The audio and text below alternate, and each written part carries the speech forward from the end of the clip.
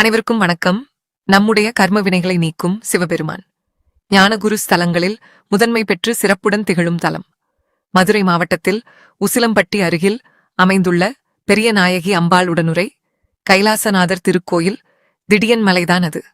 ராமபிரான் அசுவமேத யாகம் செய்யும் இடங்களில் எல்லாம் காசிலிங்கம் வைத்து வழிபடுவது வழக்கம். இதுவரைக்கும் நமது ஈசனை தேடி யூடியூப் சேனலை நீங்க சப்ஸ்கிரைப் பண்ணலைன்னா இப்ப பண்ணிக்கலாம். ஒருமுறை தற்போது கோயில் அமைந்திருக்கும் பகுதிக்கு அருகே உள்ள இடத்தில் காசிலிங்கம் வைத்து பிரதிஷ்டை செய்து பூஜை செய்யப்பட்டது. பின்னர் இப்பகுதியை ஆட்சி செய்த மன்னர்கள் காசிலிங்கம் பிரதிஷ்டை செய்யப்பட்ட இடத்தில் திடியன் கோயிலை கட்டி வழிபாடு நடத்தியதாக வரலாறுகள் தெரிவிக்கின்றன. 3 கோண வடிவில் அமையப்பெற்ற திடியன் மலையின் அடிவாரத்தில் அமைந்துள்ள தலம்.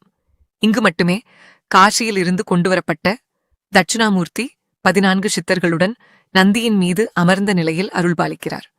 மிகவும் அபூர்வமான மரங்களில் ஒன்றான நெய்க்கொட்டான் மரத்தினை தலவிருட்சமாக கொண்ட திருத்தலம். அகத்தியரால் பூஜிக்கப்பட்ட தலம்.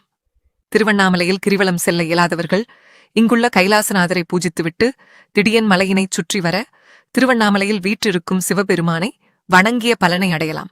எனவே இத்தலம் தென் திருவண்ணாமலை என்றும் அழைக்கப்படுகிறது.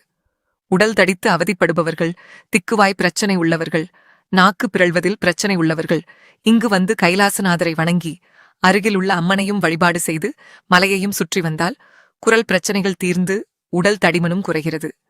இங்குள்ள தலவிருட்சம் நெய்க்கொட்டான் மரத்தின் கீழ் அமர்ந்து தியானம் செய்தால் நம்முடைய கர்மவினைகள் நீங்கும், நினைத்த காரியங்கள் நிறைவேறிடவும், சகல செல்வங்கள் பெருகிடவும், திருமணத்தடை, குழந்தை பேறு பெறவும், கைலாசநாதர் மற்றும் பெரிய நாயகி அம்மனையும் எதிர்காலம் குறித்து அச்சம் உள்ளவர்களும் கிரக தோஷங்கள் உள்ளவர்களும் இத்தலத்தில் அருள்பாலிக்கும் தட்சிணாமூர்த்தியையும் வணங்கிட அவை நிவர்த்தியடையும்.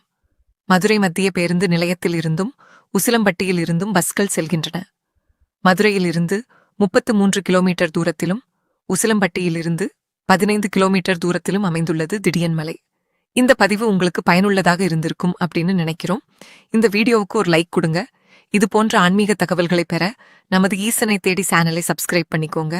மீண்டும் அடுத்த பதிவில் சந்திக்கலாம். நன்றி. திருச்சிற்றம்பலம்.